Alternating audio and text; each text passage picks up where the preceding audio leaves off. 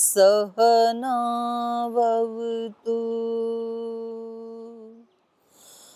सहनौ भुनक्तु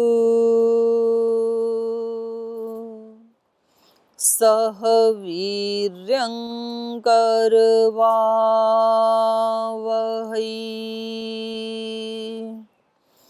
तेजस्विनावधीतमस्तु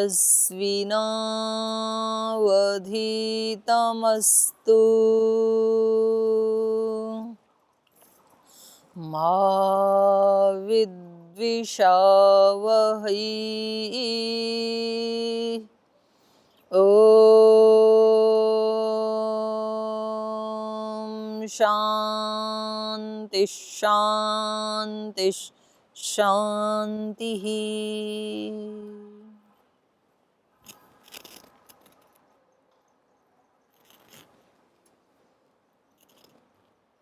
जीवन दर्शन कक्षा में आपका स्वागत है।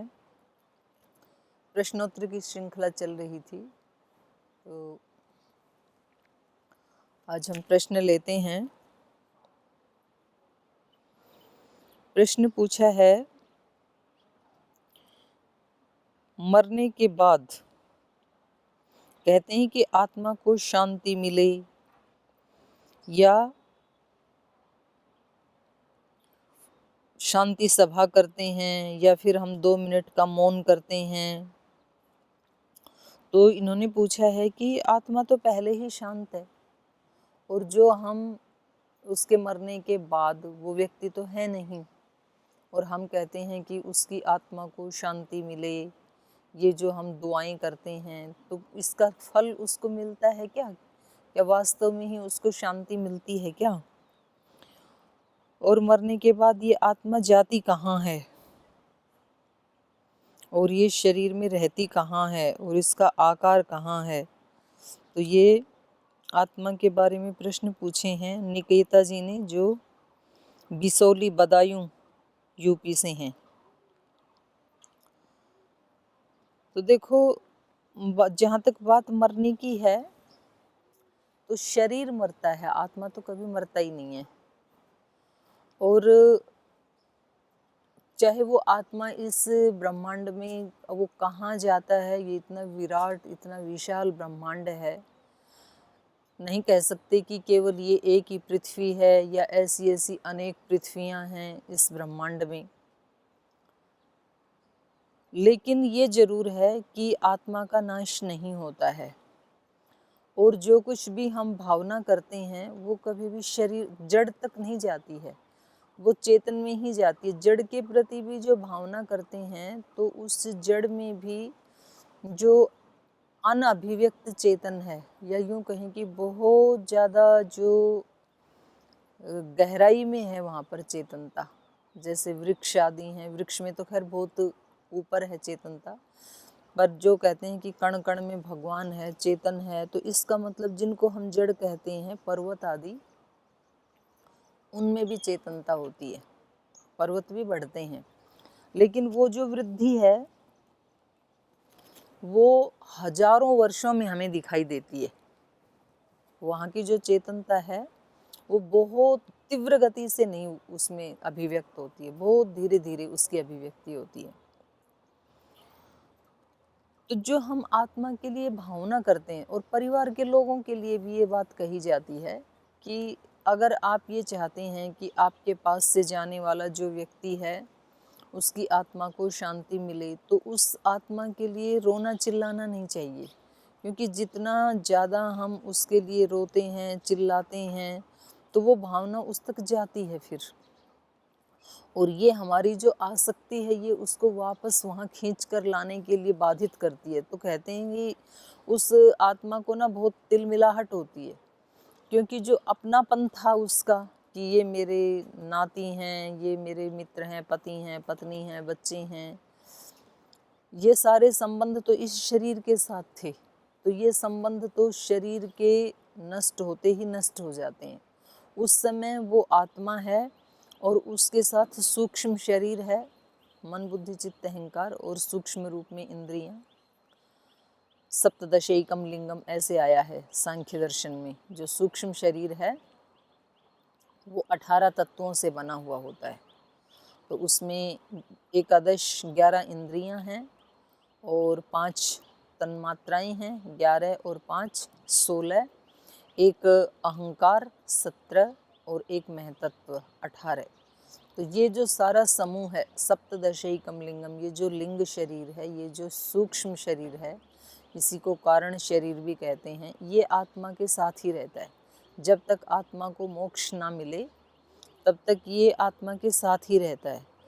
तो उसमें सारे संस्कार हैं पीछे के, राग के भी हैं, द्वेष के भी हैं, लेकिन वो व्यक्त नहीं होते हैं, अनभिव्यक्त हैं। तो कहीं ना कहीं जो हम मैसेज भेजते हैं ना, ये उस सूक्ष्म शरीर को जाके नॉक करते हैं।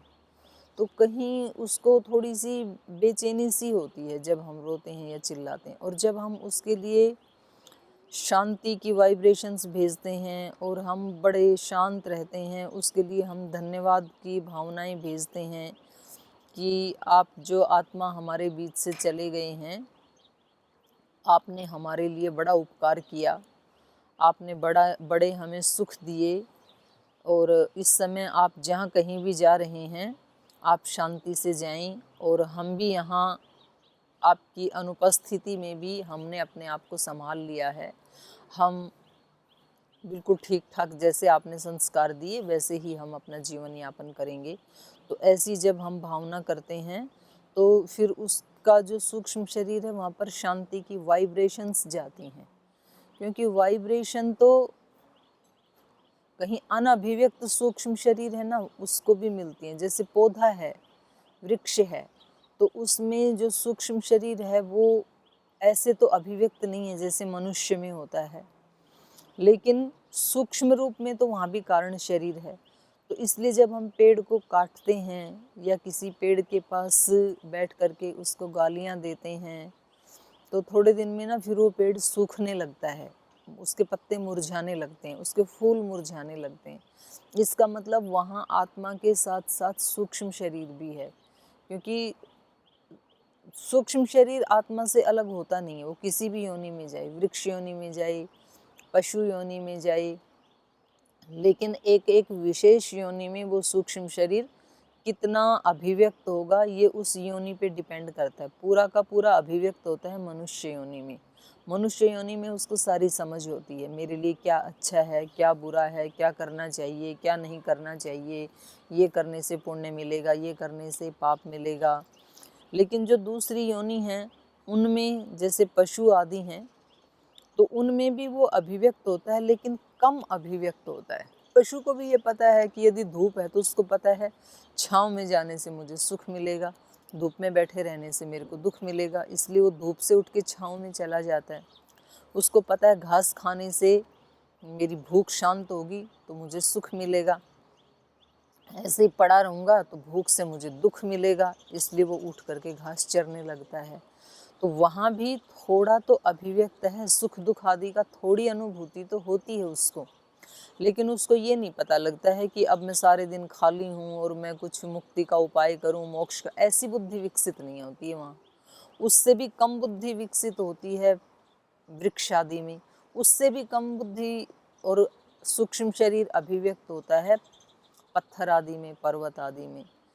तो ऐसा नहीं है कि भाई वो तो जाने वाला तो चला गया, तो वो चला गया तो वो कहीं ऐसे तो है नहीं कि इस ब्रह्मांड से ही बाहर चला गया, जहाँ कहीं भी इस आकाश में वो है। तो भावना में इतनी शक्ति होती है, आपने देखा होगा कि आप भारत में बैठे हैं और आपके बच्चे कहीं 7 समंदर पार अमेरिका में हैं, और आपके बच्चे को जब कहीं कोई परेशानी होती है, वहाँ पर उसको कोई बीमारी होती है या और कोई प्रतिकूलता आती है, कोई दिक्कत आती है, बच्चा आपको याद करता है और तुरंत आपको उसकी अनुभूति होने लगती है। आप भी सुबह उठ करके कहते हैं कि आज मेरा कुछ जी ठीक नहीं है, तो मुझे लगता है कि कहीं मेरे बच्चा कहीं कष्ट में तो नहीं है, तो उसको फ़ोन लगाओ, मैं बात करती हूँ। और जब आप बात करते हैं तो सचमुच ही उसको कोई दिक्कत में फंसा हुआ आप पाते हैं, तो आप कहते हैं कि देखो मैंने बताया था ना कि मेरा मन ठीक नहीं है। तो इसका मतलब है कि वाइब्रेशंस काम कर रही हैं। तो ये जो सूक्ष्म हमारी भावनाएं होती हैं वो स्थूल से भी ज़्यादा स्ट्रॉन्ग होती हैं। जैसे स्थूल वाणी से यदि हम कहें किसी को कि हम आपका बहुत ख्याल रखते हैं, हम आपसे बहुत प्रीति करते हैं, हम आपके बहुत कृतज्ञ हैं क्योंकि आपने बड़े हमारे ऊपर उपकार किए हैं, तो उस व्यक्ति को अगर वो हमारे नज़दीक है तो उसको सुनाई देगा, लेकिन दूर है तो उसको सुनाई नहीं देगा। लेकिन हृदय में हमने जैसे ही भावना की तो वो तुरंत उसके पास पहुंच जाती है। विज्ञान है ये, इसमें कोई ऐसी बात नहीं है। जैसे आप अपने मोबाइल में यहाँ मैसेज करते हैं और कोई व्यक्ति अमेरिका में बैठा है, वहाँ मैसेज पहुँच जाता है, तो इतनी जल्दी वो कौन से किस माध्यम से गया? वो व्यक्ति तो वहाँ बैठा है। हो सकता है इस शरीर को छोड़ करके जाने वाली जो आत्मा है वो तो इतनी दूर गई भी ना हो, कहीं आसपास ही हो। ऐसा भी वर्णन मिलता है कि 12 दिन तक वो आत्मा अपने नज़दीक के ही परिवेश में घूमती रहती है और 12 दिन के बाद फिर उसको कोई जैसा भी उसका कर्माशय है उसके अनुसार उसको योनि मिलती है, जाति आयु भोग मिलते हैं। यद्यपि कुछ प्रमाणों को लेकर के ये बातें कही जा रही हैं, इसके अतिरिक्त क्या होता है बिल्कुल ठीक ठीक तो केवल ईश्वर ही जानता है, उसके अलावा और कोई भी नहीं जानता है। लेकिन इतना ज़रूर है कि हमारी जो भावनाएं होती हैं, जिसके लिए भी हम करते हैं, चाहे वो इस शरीर में है, चाहे वो इस शरीर से जा चुका है तो भी वो इस हो सकता है इस धरती पे ही कहीं ना कहीं होगा, हो सकता है वो इस आकाश में ही कहीं सूक्ष्म शरीर के साथ होगा, लेकिन वो भावना उस तक जरूर पहुंचती है। ऐसा नहीं है कि हमने किसी आत्मा के लिए भावना की और वो वहाँ तक पहुँचेगी ही नहीं। और एक व्यक्ति उसके लिए भावना करता है, उसका एक इकाई में प्रभाव पड़ता है, और यदि 10 लोग मिलकर के उसके लिए शांति की भावना करते हैं तो उसको 10 गुना शांति मिलती है, 50 लोग करते हैं तो 50 गुना मिलती है। तो इसीलिए ये जो शोक सभा आदि की जाती है, शांति यज्ञ किया जाता है, शांति सभा की जाती है, श्रद्धांजलि दी जाती है, तो ये जो हमारी परंपराएं बनी हैं ये ऐसे ही नहीं बनी हैं, इनके पीछे एक विज्ञान काम करता है। तो एक तो जो जाने वाली आत्मा है उसके लिए भी जो ये अपनी कृतज्ञता की भावनाएं भेजते हैं वो भी उस आत्मा तक पहुंचती है। उसको ये पता नहीं लगेगा लेकिन कि ये मेरे बेटे ने मेरे लिए कुछ मैसेज भेजा है, जैसे मोबाइल में देख लेते हैं, ऐसा उसको नहीं पता लगेगा। ये मेरी बेटी ने भेजी है कि या मेरे मित्र ने भेजी है, ऐसा उसको स्पष्ट नहीं पता लगेगा, लेकिन उसको वो टच करेगी और उसको शांति की अनुभूति होगी, उसके सूक्ष्म शरीर में वो पहुंचेगा। उसका जो मन बुद्धि आदि है ना, वो अभिव्यक्त नहीं कर पाएगा उसको, और वो वहाँ तक पहुँचते ज़रूर हैं। तो इसलिए हमें ये करना भी चाहिए, और ये तो हमें किसी भी व्यक्ति के लिए करना चाहिए ऐसी भावना तो। और अगला जो आपने पूछा कि शरीर में आत्मा कहाँ रहता है, आत्मा का कोई आकार नहीं है जो ये बता दिया जाए। अगर आकार वाली कोई चीज़ होती वो स्थान घेरती है। मानो कि मेरे पास ये रुमाल है तो इसका ये एक इतना आकार है तो ये इतने स्थान को घेरेगा, इतने स्थान में ये रहेगा, और छोटा करें तो ये इतने स्थान में रहेगा, और थोड़ा बड़ा आकार है तो इतना स्थान घेरेगा। अब आत्मा का कोई आकार ही नहीं है। अगर कोई कहे कि वो सुई की नोक जितना छोटा बिंदु है, जैसा कि दिखा देते हैं कुछ लोग ज्योति बिंदु, वो दिखाने के लिए, वास्तव में वो ऐसा बिंदु होता नहीं है कि कोई डॉट है वाइट या कोई डॉट जैसे ब्लैक है तो सुई की नोक जैसा है कहीं बिल्कुल छोटा सा बिंदु, ऐसा नहीं है वो। आप बिजली के जो वायर है आपके घर में, तो उसमें क्या आप ये बता सकते हैं कि बिजली उसमें कहाँ रहती है? अगर आप उस वायर को काट के देखेंगे तो क्या बिजली दिखाई देगी क्या कहीं? क्योंकि बिजली का कोई आकार नहीं है, वो एक ऊर्जा है, वो एक पावर है, और वो पावर अभिव्यक्त तब होती है जब किसी यंत्र के साथ उसको कनेक्ट किया जाता है। ना वायर में दिखेगी, ना पंखे में दिखेगी, लेकिन क्योंकि पंखा चल रहा है इससे पता चलेगा कि यहाँ पर बिजली आ रही है। और वो पंखा तब चलेगा और वायर में भी वो बिजली तब आएगी जब पावर हाउस के साथ उसका कनेक्शन जोड़ा जाएगा। वरना पंखा भी लगा है और आपने फिटिंग भी करवा दी, वायर भी है वहाँ पे, लेकिन कनेक्शन नहीं मिला अभी आपको बिजली का, तो ना आपका पंखा चलेगा और ना आपके वायर में बिजली आएगी। तो ऐसे ही ये जो हमारे शरीर हैं, इसमें जब आत्मा का संस्पर्श होता है तो आत्मा बिजली का काम करता है, और उस आत्मा को और इस शरीर को कनेक्ट करने वाली है वो परमात्मा की शक्ति है। और वो जब डिस्कनेक्ट कर देती है तो शरीर ये यहीं रहता है, लेकिन लाइट चली जाती है तो शरीर काम नहीं करता है। तो हम उसको ऐसे नहीं दिखा सकते हैं कि वो उसका क्या आकार है, वो कहाँ रहती है। वो एक चेतना है और हम स्वयं ही वो चेतना है, ऐसा नहीं है। अभी हमने अपने आप को, मुझ आत्मा ने अपने आप को इस शरीर के साथ आइडेंटिफाई कर रखा है। तो इस शरीर को तो हमने मैं मान लिया, और इस शरीर के अतिरिक्त किसी लाइट को हमने आत्मा मान लिया, या प्रकाश को, या किसी ज्योति बिंदु को, उसको हमने आत्मा मान लिया। मैं वही हूँ, मैं ये शरीर नहीं हूँ। लेकिन ये अनुभूति अभी हमने केवल ऋषियों से, उन आत्मवेत्ताओं से सुनी है। अभी ये हमारी अनुभूति नहीं है। हमारी अनुभूति तो यही है, हम तो इस शरीर को जानते हैं, और इस शरीर के अतिरिक्त हम प्राण को जानते हैं, इस शरीर के अतिरिक्त हम विचारों को जानते हैं जो हमारे इसमें चल रहे हैं, इसके अतिरिक्त हम बुद्धि को जानते हैं कि हम कुछ निर्णय लेते हैं। लेकिन हम क्या हैं? जो हम निर्णय लेते हैं, जो हम विचार उठाते हैं, जो हम इस शरीर को इधर उधर ले जाते हैं, चलते फिरते हैं, इस शरीर को खिलाते हैं, वो मेरा स्वरूप क्या? मैं हूँ, ये अनुभूति सबको है, सबको मालूम है मैं हूँ, मेरा अभाव नहीं है। लेकिन मैं क्या हूँ और कैसा हूँ, ये साधना से पता लगेगा, ये हमें नहीं पता है। अभी इतना तो सबको पता है कि मैं हूँ, इसमें कोई डाउट नहीं है। कोई भी व्यक्ति ये प्रश्न नहीं पूछता है कि मैं हूँ या नहीं हूँ।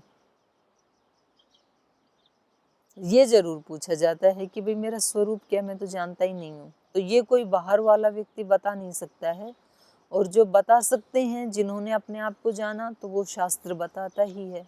आत्मा का स्वरूप कैसा है, वो ज्योति स्वरूप है, वो एनर्जी स्वरूप है। जैसे कि मैंने बिजली का आपको उदाहरण दिया, तो ये उन लोगों ने हमें बताया जिन्होंने उसको जाना। तो कहते हैं कि ये एक उदाहरण है ये लाइट का। तो ऐसे ही एक लाइट है, एक ऊर्जा है। जैसे आप दो चुंबक हाथ में लीजिए, एक साउथ है, एक नॉर्थ है, और उन दोनों को आप थोड़ा ऐसे ऐसे ऐसे लाओगे ना, तो यहाँ आते ही वो अपने आप ही खिंच के एक दूसरे से मिल जाएंगे। तो ये बीच में कौन सी ऐसी एनर्जी थी? दिखती तो नहीं है। अभी भी मेरे दोनों हाथ ऐसे हैं, इन दोनों हाथों के बीच में जो एनर्जी वो मेरे को नहीं दिखाई दे रही है। लेकिन इन्हीं हाथों में जब मैं दो अपोजिट चुंबक पकड़ लेती हूँ, तब वो एनर्जी दिखाई देती है। तो अनायास ही मेरे हाथ ऐसे खींचने लगते हैं और वो आके यहाँ मिल जाते हैं। और यदि मैंने अपने हाथ में दोनों नेगेटिव नेगेटिव चुंबक पकड़ लिए, इधर भी नॉर्थ, इधर भी नॉर्थ, और अब मैं इसको मिलाने की कोशिश करती हूँ, चाहे दुनिया का कितना भी बड़ा सूमो पहलवान आ जाए, वो इन दो को मिला नहीं सकता है। इतनी ही दूरी है, लेकिन इतनी दूरी के बीच में जो एनर्जी है वो इतनी स्ट्रोंग है कि आप कभी भी नॉर्थ नॉर्थ जो चुंबक हैं उसको मिला नहीं सकते हैं, कितना भी कोई पहलवान क्यों ना हो। आप कितनी भी कोशिश करके देख लें। तो यहाँ ये जो एनर्जी भरी है आकाश में, क्या ये मुझे दिखाई देती है? नहीं दिखाई देती है, लेकिन है तो सही। इसका पता तब चलता है जब हम उस चुंबक को पास लाते हैं। तो मेरे पूरे शरीर में जो चेतना फैली हुई है, एक एक रोम रोम में, वही आत्मा है। मेरे उंगली के टॉप से लेकर के, हाथ की उंगलियों से लेकर के, पैरों की उंगलियों से लेकर के, सिर के टॉप तक लेकर के, जो एक मेरे को अनुभूति होती है स्पर्श की, चेतनता के कारण होती। कहीं कोई कांटा लगता है, कहीं धूप लगती है, कहीं ठंड लगती है, कहीं किसी चीज़ का स्पर्श होता है, तो तुरंत हमें पता लगता है। तो जिसको पता लगता है वही आत्मा है, वही चेतना है। निकल कर कहाँ जाती है ये तो आज तक कोई जान नहीं पाया। इसके लिए तो फिर नचिकेता बनना पड़ेगा। वो इसी आकाश में कैसे जाती है, कहाँ रुकती है, वेट करती है या तुरंत, तो ये सब प्रकार के उदाहरण जो है उपनिषदों में मिलते हैं। वहाँ पर ऐसा भी वर्णन आता है कि एक वो जो कीड़ा होता है हरा हरा, सुंडी का कीड़ा बोलते हैं उसको, तो वो ऐसे चलता है कि जब तक उसको अगला छोर मिल ना जाए तब तक वो पीछे से अपने उसको हटाता नहीं है। एक पार्ट उसका नीचे चिपका रहता है, एक ऐसे ऐसे वो ढूंढता रहता है पत्ते के ऊपर, और जब उसको अगला स्थान मिल गया तो पीछे से वो अपने आप को हटा लेता है, तब तक वो चिपका ही रहता है, ढूंढता रहता है इधर उधर। तो एक तो उसका उदाहरण दिया जाता है कि जीवात्मा इस शरीर को तब छोड़ता है जब किसी अगले शरीर को वो सुनिश्चित कर लेता है कि अब मुझे इस माँ के गर्भ में, इस योनि में मुझे जाना है, उस समय वो प्राण छोड़ता है। ये एक धारणा है। दूसरी धारणा ये है कि उसको कभी कभी अगला जन्म लेने के लिए बीच में वेट करना पड़ता है, क्योंकि जब तक जैसा उसका कर्माशय है उसके अनुसार, जैसे माता पिता और जैसे जाति आयु भोग उसको मिलने चाहिए थे, वैसा जब तक नहीं उसको कोई कहीं उपलब्ध होता है तब तक वो इस आकाश में वेट करता है। तो आकाश में तो सारी आत्माएं हैं, क्या पता जो हमारे पास से गई है वो आत्मा वो बिल्कुल हमारे यहाँ पर ही हो, हमारे बिल्कुल आसपास ही हो, तो उसको हम देख नहीं पाते हैं। तो जैसे राम की आत्मा है, कृष्ण की आत्मा है, महर्षि दयानंद की आत्मा है, सीता माता की आत्मा है, तो उनका जो कर्माशय था, तो राम तो किसी कौशल्या माँ जैसी कोख मिलेगी तभी पैदा होंगे। हनुमान जी की आत्मा है, यद्यपि कहते हैं हनुमान जी को तो अमरता का वरदान मिला है, वो सूक्ष्म शरीर में ही है, उनको दोबारा जन्म लेने की आवश्यकता नहीं। लेकिन यदि उनको दोबारा जन्म लेना है तो उनको अंजना माँ जैसी कोख चाहिए, और वो जब तक नहीं मिलेगी तो उनको वेट करना पड़ेगा। तो ये बहुत ही गूढ़ रहस्य वाले प्रश्न हैं, इनका ठीक ठीक उत्तर नहीं दिया जा सकता है। जैसा मैंने शास्त्र में इसके बारे में पढ़ा और जैसा अपने गुरुजनों से सुना वैसा आपके सामने रखा। लेकिन ये बहुत मतलब ये पूछने वाला प्रश्न नहीं है और उत्तर देने वाला प्रश्न नहीं है। हमें प्रश्न वो करने चाहिए कि आत्मा कहाँ रहती है, क्या आकार है, ये तो अपने आप ही पता लग जाएगा जब हम अपने आत्मा के स्वरूप में प्रतिष्ठित होंगे। उस स्वरूप में प्रतिष्ठित होने के लिए क्या क्या करना है वो हमें पूछना चाहिए, क्योंकि आत्मा तो मैं स्वयं हूँ, तो मेरा पता मेरे सिवाय और कौन बताएगा। तो आत्मा का एड्रेस पूछने की या उसका स्वरूप पूछने की मुझे आवश्यकता नहीं है। उस आत्मा के स्वरूप को मैं कैसे प्राप्त करूं, वो विधि क्या है, कैसे मैं अपने कर्मों को ऐसा बनाऊं कि वो सारे आत्म साक्षात्कार कराने में सक्षम हो सकें, निमित्त बन सकें, ये मेरे को जानने की आवश्यकता है। और क्योंकि मेरे को बहुत सारे काम करने होते हैं, कहीं वैचारिक धरातल पे मुझे कितने सारे विचार आते रहते हैं, तो विचारों के प्रति मुझे सजग होना है, कौन से विचार मेरे को आत्म साक्षात्कार करवा सकते हैं और कौन से विचार मुझे अपने स्वरूप से दूर ले जाते हैं, और कौन से विचार मेरे को ऊपर उठाते हैं। तो हमें इसके ऊपर ज़्यादा बल देना चाहिए। कौन से मेरे कर्म जो मैं दिन भर करती हूँ या करता हूँ, तो उनमें कौन से ऐसे कर्म हैं जो मुझे आत्मवेत्ता बनाने में सहायता करेंगे, कौन से ऐसे कर्म हैं जो मुझे उससे दूर ही ले जा रहे हैं कहीं दूसरी दुनिया में, उसके ऊपर ज़्यादा ध्यान देने की ज़रूरत है, ज़्यादा पूछने की ज़रूरत है। अगला प्रश्न है, लक्ष्मीकांत जी ने पूछा है, वर्तमान में स्थित कैसे रहें। तो लक्ष्मीकांत जी, वर्तमान में तो स्थित रहते ही हैं, वर्तमान से अतिरिक्त स्थित होना भूतकाल में या भविष्यत काल में ये इम्पॉसिबल है। हर व्यक्ति वर्तमान में ही स्थित होता है। जो एक क्षण पहले बीत गया अब आप उसमें प्रतिष्ठित हो नहीं सकते हैं, वो तो सदा सदा के लिए चला गया। और जो आने वाला क्षण है वो आपके हाथ में नहीं है, तो ना तो आप आने वाले भविष्यत में प्रतिष्ठित हो सकते हैं, स्थित हो सकते हैं, और ना आप भूतकाल में स्थित हो सकते हैं। ये पूरा का पूरा संसार वर्तमान में ही स्थित है। तो वर्तमान में स्थित रहना इम्पॉसिबल नहीं है, कठिन नहीं है, असंभव नहीं है, वो तो स्वाभाविक है वर्तमान में रहना। तो बस उसको स्वीकार करना है, हमें उसको देखना है खुली आंखों से कि मैं वर्तमान में स्थित हूँ। वर्तमान में रहना तो सहज है, स्वाभाविक है और सत्य है, और भूतकाल और भविष्यत काल में अपने आप को मान लेना ये अस्वाभाविक है और असत्य है। भले ही हम विचार से ऐसे सोचें, हम वहाँ चले जाते हैं जब कोई घटना कभी 5-10 साल पहले घटित हुई थी, लेकिन जब कोई आके हमारे को नॉक करता है तो हम कहते हैं अरे मैं तो कहाँ चला गया था, कहीं नहीं गए थे, आप यहीं बैठे थे। जा सकते ही नहीं हैं आप वहाँ पर, कोई उपाय ही नहीं है, भूतकाल में जाने का कोई उपाय नहीं है। और कभी तो व्यक्ति बैठ करके भविष्य की कल्पनाएं करता है कि मैं अब मेरी पढ़ाई पूरी हो गई है, अब मेरे को जॉब मिल गई है, अब मैंने ऐसी गाड़ी खरीद ली है, अब मैं उस गाड़ी में बैठा हूँ, अब उस गाड़ी को बहुत तेज में भगा रहा हूँ और अचानक उस गाड़ी के सामने नीलगाय आ गया, हो गया एक्सीडेंट। तो फिर व्यक्ति एकदम जागता, अरे, तो फिर पता चलता है कि नहीं नहीं नहीं, कोई गाड़ी वाड़ी नहीं थी, मैं यहीं बैठा हूँ। तो ये तो अस्वाभाविक है आगे पीछे जाना तो, और उस मन को हमें एकाग्रता के द्वारा आगे या पीछे जाने से रोकना है, ये साधना है। तो वर्तमान में कैसे रहें ये प्रश्न नहीं है, भूतकाल और भविष्यत काल में जाने से कैसे बचें ये प्रश्न है, क्योंकि वो संभव ही नहीं है, वो हम कल्पनाओं में करते रहते हैं और वो कल्पनाएं कभी भी सत्य नहीं होती हैं। जब भी आएगा वर्तमान ही आएगा, आज के दिन का ही अस्तित्व है, पीछे बीत गया उसका अस्तित्व नहीं है, वो सदा सदा के लिए समाप्त हो गया। और जो आने वाला कल है उसका भी अस्तित्व नहीं है, जब भी आता है आज ही आता है, आज के दिन का ही अस्तित्व है, इस क्षण का ही अस्तित्व है।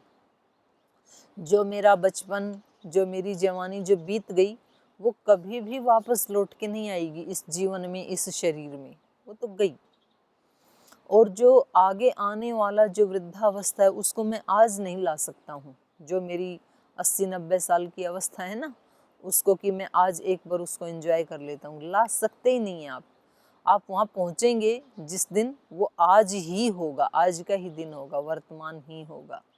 तो वर्तमान का ही अस्तित्व है, ये तो व्यवहार के लिए हैं केवल, भूतकाल और भविष्यत काल तो व्यवहार करने के लिए हैं, अस्तित्व नहीं होता है उन दोनों का। और काल का खंड भी नहीं किया जा सकता है, आगे पीछे ऐसे नहीं किया जा सकता है, काल अखंड है। तो ये हमने व्यवहार के लिए, ये इसमें सांख्य दर्शन में भी आता है कि काल का और दिशाओं का पार्टीशन, माने आकाश का दिशाओं का पार्टीशन हम अपने व्यवहार के लिए कर लेते हैं। हम व्यवहार के लिए बोल देते हैं ये पूर्व दिशा है, ये पश्चिम है, ये उत्तर है, ये दक्षिण है। अब किस व्यक्ति के लिए कौन सी पूर्व दिशा है, तो जो उसके सामने है, सिर के सामने, आँखों के सामने, वही पूर्व दिशा मान ली जाती है। तो बोले फिर तो बहुत गड़बड़ हो जाएगी। तो फिर हमने और एक थोड़ा सा स्पेशल नियम बनाया कि जिधर से सूर्योदय होता है वो पूर्व दिशा, और जिधर अस्त होता है उसको हम कहेंगे पश्चिम दिशा, और इसको उत्तर दिशा कहेंगे सिर की तरफ जो है, और इसको दक्षिण कहेंगे, ऐसा हमने मान लिया। तो फिर उसका कंपास आदि बना करके उसको सेट कर दिया, लेकिन ये केवल व्यवहार के लिए है। और बीच वाली दिशाओं को हम ये कहेंगे, नीचे की दिशा को ये कहेंगे। वास्तव में आकाश को खंडित नहीं किया जा सकता, क्योंकि ये सारी दिशाएं आकाश में स्थित हैं। जिसको आप पूर्व कह रहे हैं वही स्थान किसी दूसरे व्यक्ति के लिए पश्चिम हो सकता है,